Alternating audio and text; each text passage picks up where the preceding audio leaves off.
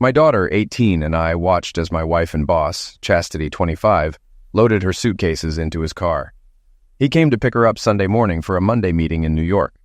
They needed to fly out that evening for meetings before mediation. Chastity, still attractive at 44 after 25 years of marriage, stood at 5'7" with black hair and emerald eyes. Despite gaining a few pounds over time, she remained slim with curves in all the right places.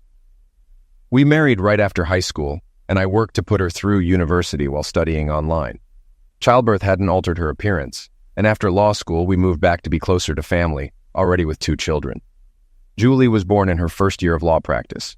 I faced him with mixed emotions, disliking his smirk and self-assured demeanor.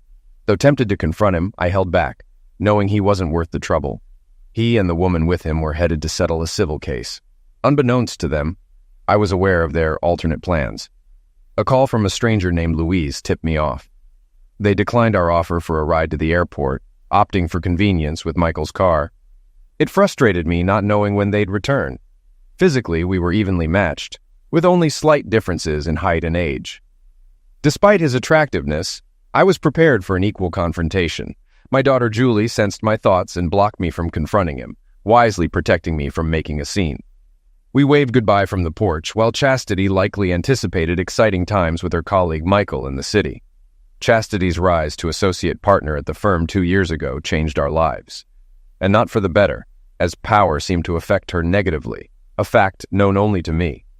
Louise, Michael's wife, reached out with details of his past affairs with subordinates, claiming this would be his last betrayal.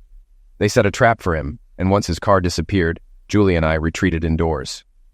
"Does Mom have any clue about what we know, Dad?" Julie asked. "That Michael's just looking to add her to his list?" "Probably not," I replied. "She's always been blind to the truth, even with her legal mind. Rumors about Michael didn't faze her. She never took gossip seriously. She's naive, thinking she won't get caught up. To her, it's just a thrilling escape from our mundane life. It'll hit her hard when she realizes she's just another conquest for him," I continued, "and worse when she faces the consequences." Julie regarded me seriously. "Why didn't you intervene if you knew?" "You know, Mom," I said.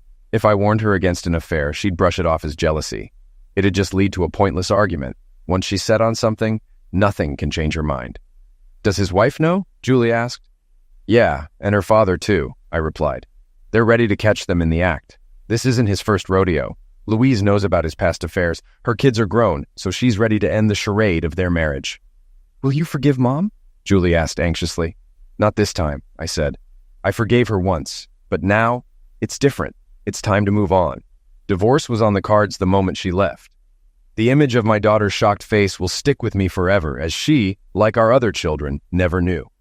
Discovering her mother's past infidelity must have been a huge blow. "Dad, you have to explain," Julie urged. "I don't get it." "You're the youngest, Julie, so keep this between us," I replied. "Before you were born, your mother cheated until she was visibly pregnant. If you weren't mine, I would have left. Luckily, a paternity test proved you're mine." Julie's astonishment was evident. This family secret was known to only 3 of us, kept for the family's sake. "Who is he? Do we know him?" Julie asked. "It's been 18 years since I spoke to him," I said. "Your kids call him Uncle Charles." Julie absorbed the revelation. Her father always avoided events with Charles. Her grandparents split Christmas between them and Charles. Now, it all made sense why her father distanced himself from her uncle. "Suggesting you text Uncle about Chastity's return in their hotel could stir up old connections," I quipped to Julie. I headed to the kitchen, brewing coffee with the local paper in hand, scanning for rentals and purchases. With Julie in university, Chastity could stay until she graduated. I needed to move before her return, knowing Judge McDonald prioritized children's needs, often leaving parents disgruntled. Julie's phone rang. She spoke quietly for a while. "Uncle Charles confessed to the scheme," she informed me later. "He sympathizes with you and wants to talk. After 18 years, I realized it might be time to hear my brother's perspective. Chastity's actions prompted me to reassess the past. Though I felt betrayed, I remained in the marriage for the children's sake. Wanting to avoid a divided home, I grabbed a bottle of Jack and asked Julie to drive me somewhere. He awaited me at our old fishing spot on our father's property. As we shared the bottle, he recounted his side. It contradicted Chastity's narrative, leading me to believe the truth lay between them. Ultimately, the truth no longer mattered. His acceptance of responsibility was reassuring. I now shifted more blame onto my wife, considering Charles more of a follower than a leader throughout his life. While intoxicated, our father discovered us. Seeing our fire, he approached with a weapon, thinking we were local teens. He escorted us back to the farmhouse in Charles's truck. Mom cooked eggs and potatoes to help us sober up, a familiar scene from our youth. As we ate, Mom called Julie and Charles's wife. By the time they arrived, we were sobering up. Mary, having married Charles post-separation, looked bewildered seeing us together. "Okay, you're reconciled," Mary said. "After all this time, we deserve to know what caused the split." I began to speak, but Charles nudged me, a familiar gesture from childhood signaling me to stay silent. He was always better at spinning tales to get us out of trouble. But this time, I was wrong. Chastity and I, Charles confessed, had an affair while she was pregnant with Julie. It was my fault being immature and stupid. My younger brother, more mature, caught us, and since then, he's seen me as dead to him. Hearing the truth behind our rift, Dad exclaimed, "Damn, if I were Clinton, I'd eliminate you." "What made you spill the beans?" Mom inquired. "Chastity flew to New York with her boss," I explained. "They booked only one hotel room for the entire stay, raising suspicions. Louise, Michael's wife, has private investigators on them. Julie knows about their plans, making it hard for her to see her mother's anticipation. Now she understands my actions." "I should have let you confront him, Dad," my daughter said, locking eyes with me. There was silence, so I continued. "Since Chastity gets to keep the house while Julie's in university, I need to find a new place before she returns." "Dad, I won't stay with Mom," Julie asserted. "Where you go, I go. We'll stick together." Julie was resolute, much like me, meaning what she said regardless of the consequences. "Julie, come upstairs with me," Mom requested, and they disappeared for a while. When they returned, they decided we'd move in with them. For now, we only needed our clothes. On the way home, Julie admonished me, saying, "You need to stop defending Mom. We're adults now. She knew what she was doing in New York with Michael, thinking she wouldn't get caught. That speaks volumes about her opinion of us." Upon returning home Monday night, we began slowly moving our belongings. Each of us took our favorite items: TVs, my rocking chair, and her makeup table with mirror. Chastity kept us updated throughout the week on the progress, which was slow. Louise called, suggesting we finally meet on Thursday night at Logan's Roadhouse around 8. I arrived in work attire without a tie, spotting her by her white scarf and introducing myself. She was strikingly beautiful, several years younger than me, with long blonde hair, soft blue eyes, and a slender, conservatively dressed figure. Learning she was 10 years younger and a kindergarten teacher explained her attire. I, on the other hand, worked as an HR manager at a nursing home. Louise revealed they'd be in New York for the weekend, having completed 70% of the settlement work. They'd be served with legal papers upon their return, prompting Louise to ask how I was coping. I mentioned, "This time was much better. We discussed it openly, unlike last time when it was unintentional. My older brother was the first over 18 years ago, before my youngest child was born. We hadn't spoken for 18 years until we made peace last Sunday, prompted by my daughter Julie. She made us work as we did in our youth, resulting in the worst hangover I've had in years." Louise chuckled, and I added, "What made it worse was our father catching us like prepubescent teens and dragging us home." Louise found it amusing, but remarked on the comfort of being with parents. I informed her that my youngest daughter and I would stay with my parents temporarily.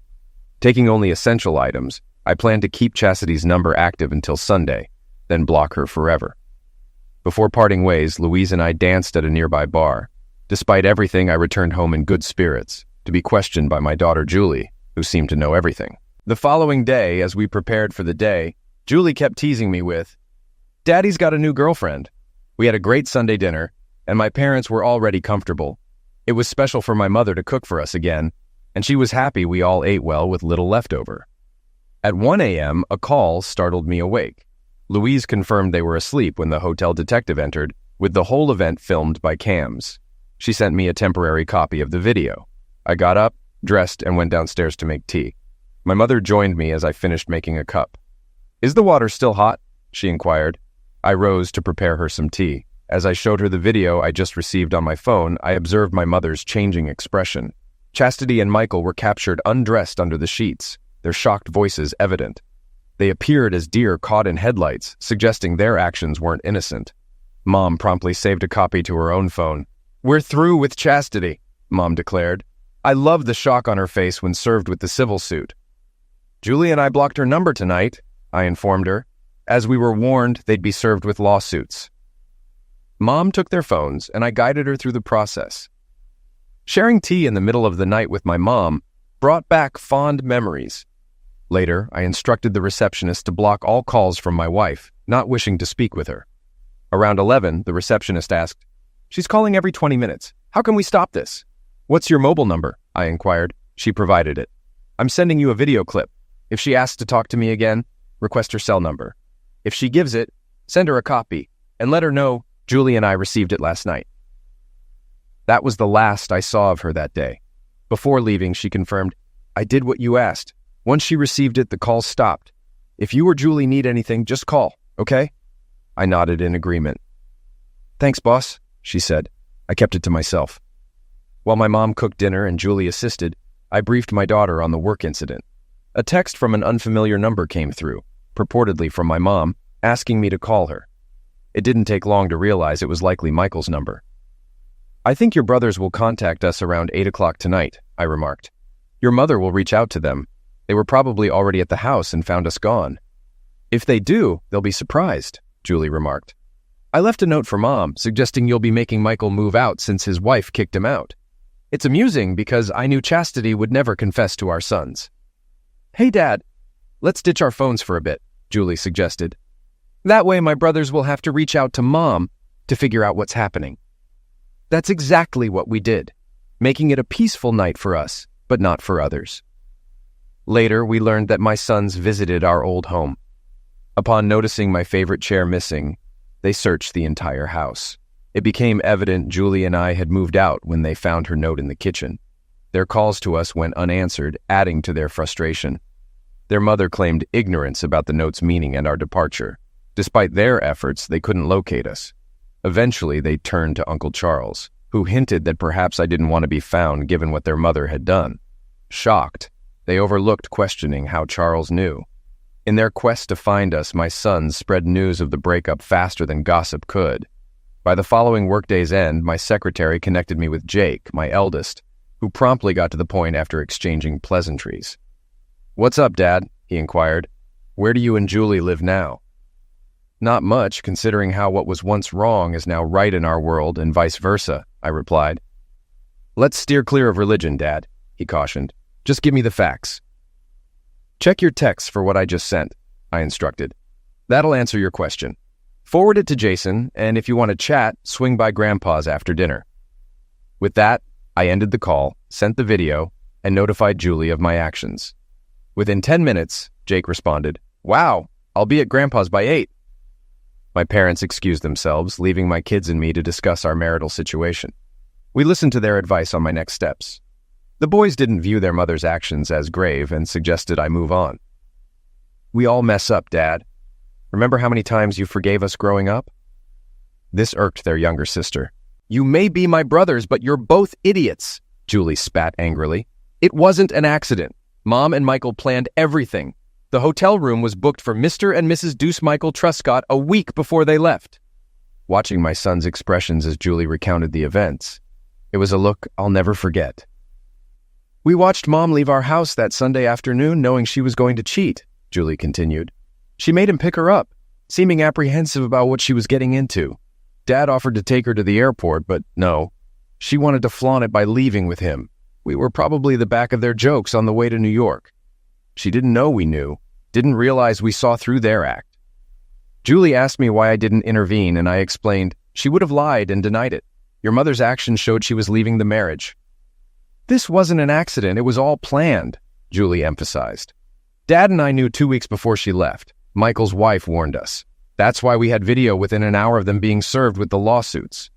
Boys, you need to understand your mother didn't just betray me," I addressed my children. "She did it to all of us. I'm seeing a doctor tomorrow to get tested for STDs. All my children gazed at me, astounded. "I'm doing this because I can't be certain she didn't have other lovers on the side," I explained. "This might be the first time she's been caught, but her frequent business trips over the years raise suspicions about their nature." "Dad, you can't be serious," Jason objected. There's no way Mom had other lovers. Given what we've learned, can we trust your mother to provide the truth? I challenged. Facts matter more than truth. If I test negative for an STD, it supports your belief. When my children remained silent, I excused myself, stating, I need to grab a coffee. My parents, who had been listening, agreed with my approach. Clint, you're handling this wisely, my father remarked. Considering her job and travels, it's plausible she had other partners. Mediations and business trips could easily provide opportunities. Even if she had separate numbers, calls between them can't be ruled out, I added. In a society where one truth can be another's lie, I can't blindly trust her words. As my phone rang, I excused myself to take the call privately on the veranda. Hi, Louise. What's going on? She told me about her conversation with Michael, Louise recounted. It didn't go smoothly. He doesn't grasp why she's seeking a divorce. Thinks she should forgive and forget. But she made it clear she doesn't want him in our daughter's lives. That's when he realized the depth of her feelings. He's clueless about the damage his deceit caused. Chastity's struggling now that she's unemployed. They'll be back Thursday, settling matters. I blocked her number for Julie and me, I added, and instructed the receptionist to reject her calls. She begged me to stop them, so I forwarded her the video you sent.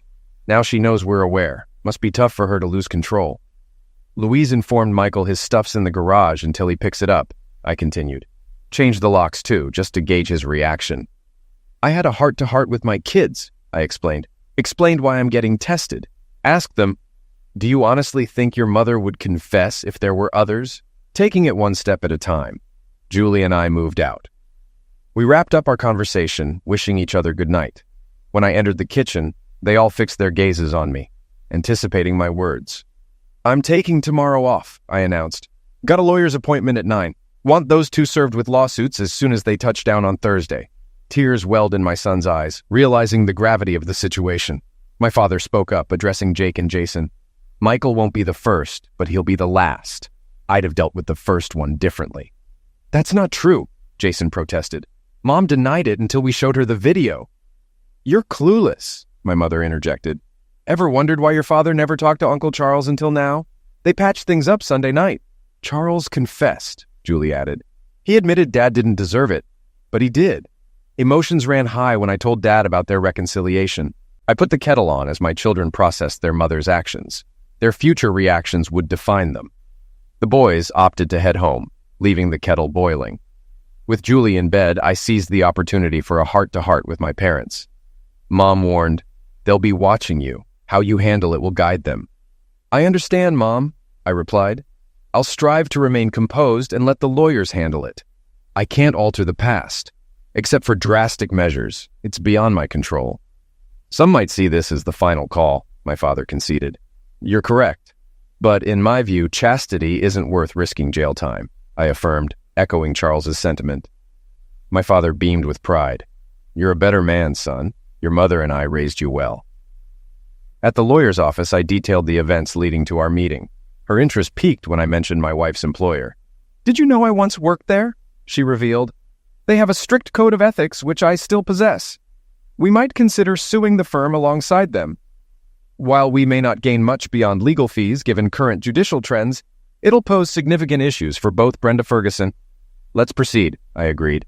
They're expected back from New York on Thursday's earliest St. Louis flight. After paying her fee, she expressed anticipation. Reflecting on this, I felt like David facing Goliath. The company she worked for was the largest in the area with 4 divisions. Our family doctor, who had known us for years, was surprised when I requested STI tests. Though unexpected, he agreed it was wise. Unbeknownst to me, my son Jake informed his mother about my tests. He candidly explained that due to Uncle Charles and Michael Truscott, uncertainties about additional partners lingered in the family. Despite his mother's absence, Jake reassured her not to worry, citing her history of deceit. Mom, it's best to let things settle before explaining, he advised, wary of potential deception. Meanwhile, the company my wife worked for faced fines during their absence. My attorney pursued a $10 million settlement, highlighting the partners' dismissal as an admission of guilt. Upon their return, the couple faced procedural formalities, with my wife notably taking a taxi home alone. A doctor's call revealed I had a mild STD, which required reporting. Chastity was compelled to disclose her carnal history. The lawsuit made headlines at 6 p.m., exposing their actions. I updated Julie during her classes, prompting her to inform her brothers. My dinner plans coincided with her playful jest about my date. Louise greeted me warmly at Red Lobster, both of us dressed casually. "Louise finds you quite impressive," she chuckled. "My dad sees you as a rock star. If that doesn't humble Michael, nothing will." "The lawyer I hired sees this as a chance for payback," I explained. "She's leveraging her past HR expertise to sue them for policy breaches." "I wish I could see their faces tomorrow," Louise mused. "It won't be a good day for them." As we sat down, she passed me an envelope. "Inside are statements from 5 of Michael's former subordinates," she disclosed. "They detail how he coerced them into satisfying his carnal desires." "This strengthens my case," I remarked. Originally, the lawyer thought winning enough to cover her fees would suffice, but this could reveal a broader pattern of misconduct. Louise and I bonded over our divorces, forming a friendship. As I returned home close to midnight, I reflected on the events since Chastity's departure. While making tea, my daughter's tears caught my attention, prompting me to make her a cup too. I told her, "It's okay to let it out. Crying is part of the healing process." "I'm surprised you held it together this long," I comforted her. She embraced me tightly, releasing her emotions in tears. I held her until she found her calm. By the time we finished our tea, she had regained composure. Curious about my dinner with Louise, Julie inquired. I explained that it seemed like the beginning of a promising friendship as we got to know each other better. Julie had more questions about her, which I answered as best I could. At lunchtime on Friday, I delivered the statements to my lawyer. Later, she proposed turning it into a class action lawsuit, seeking a larger compensation for all the women involved. I agreed and wished her luck. I learned from a friend that Chastity and Michael had a rough day, despite their successful settlement. There was no acknowledgement of their achievement. The support I received from colleagues and senior management was heartening. On my way home, I withdrew $1,000 in cash and surprised my mother with it. She noticed, giving me a knowing look only a mother could. "I see it as a contribution to cover your additional expenses while we're here," I explained. "It would have cost me much more elsewhere." She looked like she wanted to say something, so I waited for her response. "This is a one-time thing? Agreed?" I nodded, thankful for her leniency. Chastity returned home to an empty house, feeling like an outcast after enduring a day of hostility. Both she and Michael were unwelcome. Her husband, Clint, and his attorney were suing the entire firm. Chastity couldn't comprehend how Clint found a former employee to represent him, someone who never would have become a partner. It wasn't just about the lawsuit itself, it was about Clint using someone familiar with all the legal maneuvers, putting the firm at a disadvantage from the start. After fixing herself a rye cocktail, she sat down to read the divorce petition. It dawned on her that both her husband and daughter were aware of their plans when they left together. Now, she had to face the reality of the end of her marriage. Feeling regretful, she messaged her husband and daughter, realizing the damage was irreversible. She hoped to delay until Clint calmed down, then perhaps they could talk. Jake's words echoed in her mind. Her actions now seemed deceitful to everyone. It wasn't worth the pain she was causing. While getting the mail, she found a letter from the county health department revealing I had contracted an STD. Overwhelmed, she broke down in tears. This nightmare only worsened with the revelation of past encounters on business trips, leaving her family to think poorly of her. Michael Truscott sat brooding behind the counter in a dimly lit bar on the outskirts of town, drowning his sorrows over Louise filing for divorce. Amid his introspection, he failed to notice a man taking a seat beside him. Suddenly, a commotion erupted, drawing everyone's attention as a fight ensued nearby. Amidst the chaos, Michael was struck 3 times in the face, the assailant's words echoing Clint's resentment over his actions. Meanwhile, I grappled with resolving the situation with my eldest son, Jake, one Saturday afternoon. While tending to chores in my father's barn, Jake's stubbornness became apparent. After consoling his distraught mother, Chastity, he insisted that I take her back for the sake of everyone's peace, despite the upheaval caused by her actions. Understanding the futility of arguing with him, I patiently listened until he expressed his thoughts fully. "Jake, imagine if you were married," I began, "and discovered your wife was being unfaithful. Would you still offer the same advice?" His silence prompted me to continue. "You suggest I accept being with someone who's unfaithful. Does that mean you see me as insignificant, someone to be walked over?" His shocked expression revealed his realization. Distressed, I asserted, "If you can't respect my autonomy and decisions, don't come back." With that, I left him to ponder his words. His youthful impulsiveness mirrored my own past mistakes. Now he faced the consequences. Seeking counsel, Jake turned to Uncle Charlie, who likened his behavior to his own youthful folly. "Jake, your mother pursued me," Charlie disclosed. "I fell in love, and it led to 18 years of separation from my brother. Remember, there are two sides to every story. Your dad is right. Your mother didn't contract the STD from Michael. She brought it home, showing she saw your father as insignificant.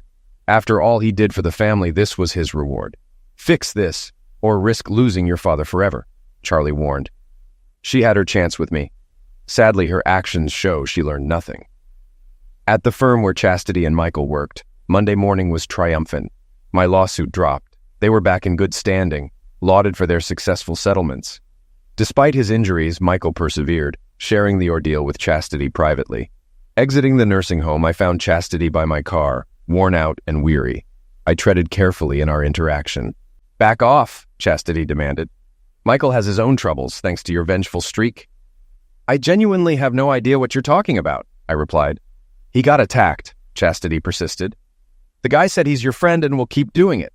I couldn't help but laugh, finding it one of the best pieces of news in weeks. Once composed, I said, "If I knew who did it, I'd buy them a whiskey. Your lover got off lightly. If it were me, he'd be dead." Then a text from Louise arrived, urgent and demanding my immediate presence. Another followed with her address. I quickly replied that I was on my way. "You're colder and crueler than I've ever seen," Chastity remarked. "Enough. Get your lawyer. Let's finalize this divorce." Without another word, I drove off, done with her lies and moralizing. Louise looked upset as I arrived. "What's wrong?" I asked, approaching. "How can I help?" "Your dad's friend had Michael punched," Louise revealed, "using your name." My grin said it all, bringing relief to her face. "Aren't you angry or worried?" she asked, relieved. "I wish I knew where he lives to send a thank you whiskey," I remarked automatically, briefly hugging Louise, who didn't resist. Reluctantly, I let her go, but before I could apologize, she surprised me with a kiss on the cheek. "They're both inside, wanting to talk things out with you," Louise informed, leading me to the kitchen while holding my hand. Spotting her daughters peeking out from a bedroom, I winked at them, receiving the same in return. Louise's father, a bit younger than mine, received my respect. Seeing the large African-American man, I smiled, saying, "If you were of age, I'd send you a large bottle of whiskey as thanks." Extending my hand in friendship, he accepted, adding, "Think before doing anything foolish. My father's advice saved me trouble at your age." With tension eased, formal introductions followed, and soon it was time for him to take the young man home, leaving Louise, her 2 children, and me. Introducing themselves, Livia, 10, and Lori, 8, shared their favorite restaurant, an all-you-can-eat pizza place called Zizzy's. Kneeling down, I asked, "Would you ladies let me treat you and your mom to dinner there?" Their immediate yeses perhaps owed to my casual attire sans tie. "I just need to call my mom and let her know I won't be home for dinner," I informed the girls. "What for?" they asked curiously. "To let her know," I chuckled, dialing. They found it amusing until we reached Zizzy's. Louise and I entered, the girls dashing ahead. As we settled at a table, Louise's colleagues spotted her. While she went for more pizza, one approached her. "Are you Mom's boyfriend?" Livia questioned. "I'm just a guy, her friend," I clarified, unsure where this was headed. "Did you two go on a date?" Livia persisted. "Not yet, but I'd need permission from someone special," I teased. "Who?" Lori inquired. "From you and your sister," I replied, prompting laughter. "You can, because Mom already says she likes you," they revealed, as Louise rejoined us, finding us in good spirits. After fetching more food, Lori joined me, expressing a desire for dessert. Once we returned to their house, I thanked them at the door, and as it opened, they hurried inside, ready for bed. Feeling inexperienced with dating, I decided it was best to bid farewell. As I prepared to leave, Louise called out to me. Turning back, we faced each other on the steps. She surprised me with a kiss, prompting a reciprocal response. "My daughter mentioned you were going to ask me out," Louise revealed. "Livia got it wrong." I explained what happened while she was occupied with a colleague. We sat on the porch, discussing our feelings like teenagers, admitting our mutual interest but apprehension about what lay ahead. With September winding down, we planned to take the girls to the town fair the following Saturday before deciding on our next move. It was nearly 10 o'clock when I reached my parents' farm. Walking in, Julie quickly noticed my upbeat demeanor. "Looks like Dad had a big grin," Julie observed. "The meeting must have been important for him to be so happy." I filled in my parents and daughter on the day's events. Dad found it amusing that Chastity asked me to back off from Michael due to his problems. On Friday, my lawyer launched a fresh lawsuit against the firm, implicating 4 senior partners and 16 female sufferers, all jointly charged. The claim was hand-delivered to the partners' homes, leading 3 to be barred from returning by their spouses. Brenda Ferguson persisted in her efforts to learn Chastity's divorce lawyer's name. Mom emailed many of Chastity's relatives, informing them of how Chastity and Michael were served with the lawsuit, alleging this wasn't Chastity's first affair on her business trips and revealing Clint's STD diagnosis. I was about to leave to pick up Louise and the kids when Julie remarked, "You're really smitten with Louise, aren't you, Dad?" "I've noticed that since the divorce began," I explained, "many of the friends your mom and I shared have faded away. Louise and I connected over our shared experiences, which made it easy to trust each other. It's too early to predict where our relationship is headed, but I'm open to the possibilities." "Dad, if you need dating tips, just ask," Julie offered with a grin. "Just promise to introduce us before it gets serious." It turned out Louise was afraid of heights, so I spent an hour on the Ferris wheel with her daughters, which they enjoyed. We went with the flow, enjoying the moment. Feeling hungry, we headed to the food area, with Lori perched on my shoulders. While waiting in line, my brother Charles and his wife found us with their kids. After introductions, we all sat down to eat. The kids hit it off, leaving us adults to follow along. After spending a small fortune on rides, Mary and Charles decided to host a family meeting on Sunday and invited Louise and her kids. Louise agreed to join us, but her daughters would be with their father for the first time since he returned from New York. By 6 p.m., the kids were exhausted. After bathing and tucking them in, Louise received a call from Michael, who couldn't pick up the children due to being in the emergency room. It seemed he had been punched again. Louise assured him it wasn't Chastity's husband, as he had spent the day at the fair with me and the kids. Michael wasn't pleased. Reluctantly, I left Louise's place around 9 p.m., knowing we'd start dating on Sunday. I picked up Louise and her daughters at 2 p.m. and headed to my brother's, where everyone was gathered, including Julie and her date and my parents. Charles's family was all there too. It was a significant moment for my brother, having me in his home for the first time in his married life. Mary happily introduced Louise and her daughters to everyone, and they were quickly welcomed. Things got interesting when my oldest son suggested we talk. We moved to the edge of Charles' property. "Dad, I messed up," Jake admitted. "I fell for Mom's manipulation. She tricked me. Uncle Charles and my colleagues filled me in last week." "What did you learn from this?" I inquired. "When it comes to family," Jake responded, "sometimes it's best to keep your distance. No matter what you do, you might only make things worse. They need to figure it out on their own time, not yours." "You're right, but it's tough because we care so much," I acknowledged. "Your mom and I will talk someday, but it's not happening soon with how she's acted." "Her behavior?" Jake echoed. "Yes, her actions speak louder than words," I elaborated. "Look at Louise. She endured a loveless marriage until she felt ready to raise her daughters alone. She showed patience until the time was right. Her behavior reflects her character. Your mom's behavior shocked your sister and me with its cruelty. Despite her words, her actions often contradict them. As our grandfather used to say," I continued, "if I'm not worth the truth, then you're not worth lying to, Dad." "Here's a tough question," Jake said sadly. "What else did she lie about?" "That's a question we might never have an answer to," I replied. "There's no use dwelling on the past, son. All we can do is learn from it and move forward." "I'm really impressed by Louise, Dad," my eldest added. "But the more I hear about Michael and Mom, the more I think they belong together." Julie approached us, noting, "Your conversation is drawing attention. Maybe we can continue this later." "We're finished, sis," Jake assured her. "I just needed to apologize to Dad." With that, he walked away, leaving Julie curious. "Just a case of saying the wrong thing," I clarified. "It's good to see he owned up to it." Charles and Mary enjoyed a delightful dinner. Mary captured several moments with her camera, especially when Lori kept watch over me. When the water fight began, I eagerly joined in, though it ended with me soaked. Resting in a lounge chair to dry off, Lori climbed into my lap and drifted off to sleep. Meanwhile, I noticed Mary and Louise discussing the budding connection between me and her daughters. My father joined me, remarking, "This little one seems to have chosen you. Just be careful and ensure revenge on Michael isn't your motive." I recounted our relationship's journey since Louise's first call. He nodded, acknowledging I should have heeded my instincts. He then revealed your mother requested this conversation. "Whatever path you choose, know you have our support. Dad, look at our society. A staunch Democrat, reminiscent of JFK, switches parties, wins the presidency, while conservative Congress members bow out. The GOP now echoes Kennedy's views, but the media spews hatred, branding him a traitor to democratic values. Despite his consistency, public perception shifts. He's still a Kennedy Democrat, but they aim to impeach him for alleged wrongdoing. Meanwhile, they support a candidate who admits similar actions. "What's the message here?" my father asked. "They share the same disregard for truth, honesty, and morality as my soon-to-be ex-wife. To them, anyone not towing the new Democratic line is trash. Values only matter when they're behind bars, then they feign remorse," I replied. My dad chuckled, saying, "People ought to flush 100% of media and social network truths down the toilet. Finding honesty in real life is tough, but many are too dense to grasp that. It's astounding to see two factions of Democrats at odds. This truth sheds light on much.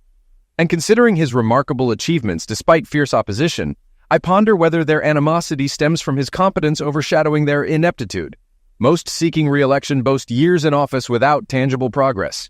"Strong words, Clint," Dad remarked. "It underscores the media's prowess as a propaganda tool."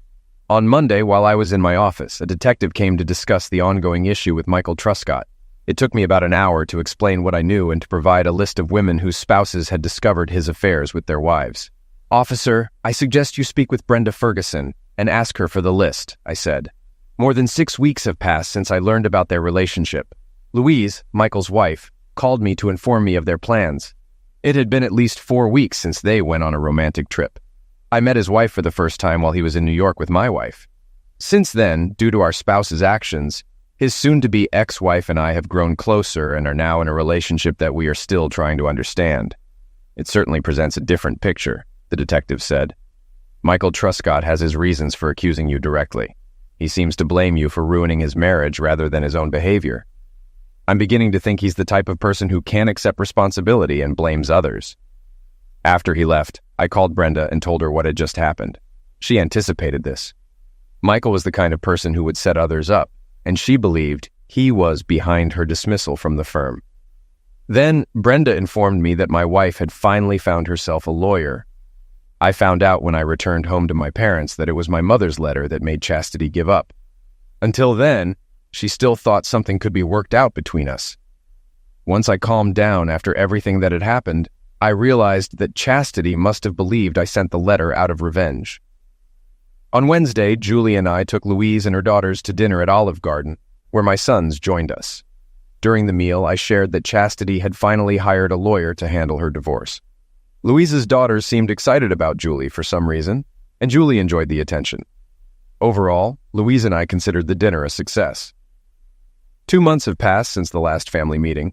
On Friday afternoon, I sat next to Brenda Ferguson, waiting to be called before Judge Donald McDonald. Across from me in the hall sat my soon-to-be ex-wife and her lawyer from the same firm. We agreed on the property division since there was no mortgage on the house. It was straightforward. Chastity agreed to buy out my share of the house based on the current appraisal and give me half of our joint savings. When called before the judge, each of us confirmed our agreement, finalizing the divorce. Chastity stopped me on the front steps as I headed to the parking lot and said, "I ruined myself. I finally admitted my behavior to our sons. Julie still refuses to talk to me because she thinks what I did was intentional. I only wish I had realized earlier what kind of message I was sending." "I would accept that explanation from our daughter due to her inexperience," I said. "But from an adult, it sounds self-confident and superficial." Louise's divorce had already been finalized. She got everything she could from him. Michael was to pay $1,000 a month in child support, $500 each until they were 18 and half the cost of their post-secondary education. Their house was to be sold, and the profits divided equally. Michael, for some reason, left the company and moved to another city to start his own business. It seems that his frequent, unexpected encounters with fists wore him down. With his share of the company, he was set for life. My parents invited Louise and the girls over for dinner. What we didn't know was that they also invited her parents. Given the developing relationship between Louise and me, they decided it was time to start getting to know her family in case things got serious.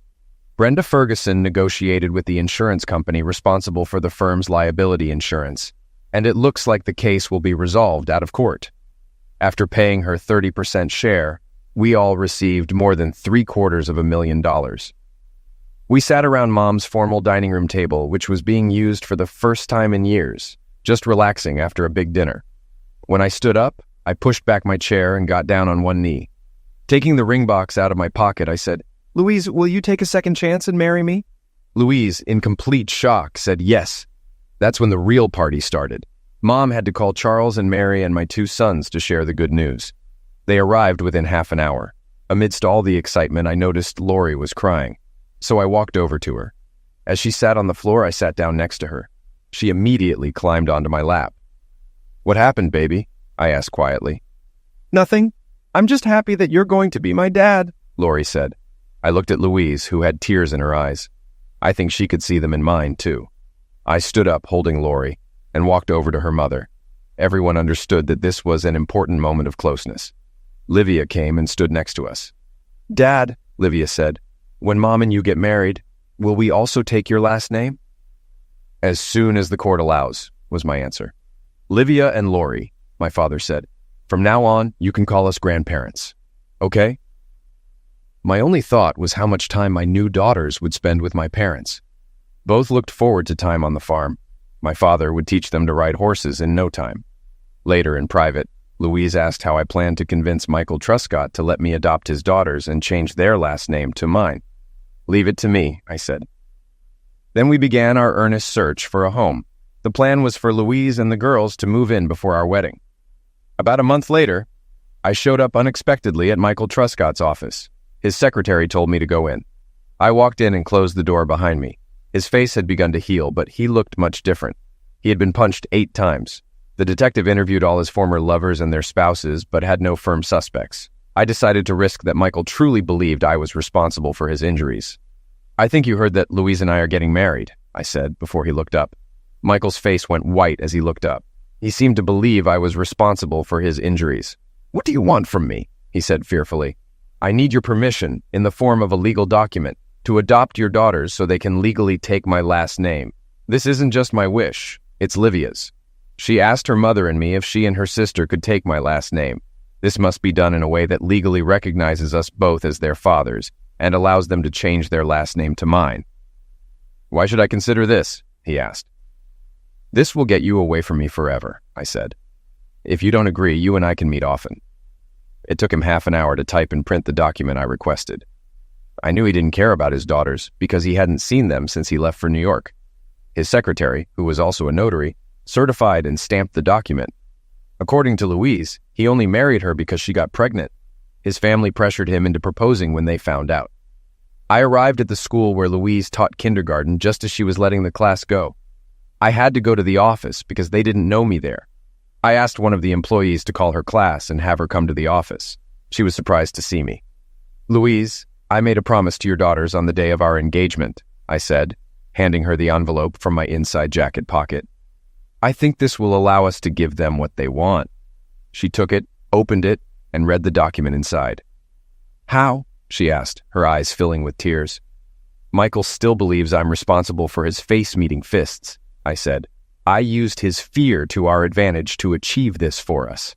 I thought we could arrange it so that on our wedding day, Livia and Lori could legally take my last name." "Julie told me the night we got engaged that you always keep your word," Louise said, "especially in front of a child. Do you think Brenda Ferguson will handle the adoption papers and file them in court?" I asked. "I'll call her office," I said, taking my cell phone out of my pocket. "The secretary should be able to answer that if she can. I'll make an appointment for a time when you can come." The office secretary, a woman, overheard our conversation and said, "Louise, have you set a date?" "No, I wanted to, but Clint said he wouldn't do it until he found a way to convince Michael to let him adopt my daughters. He felt that if we were going to be a family, the kids should get what they want when we say our vows," Louise said.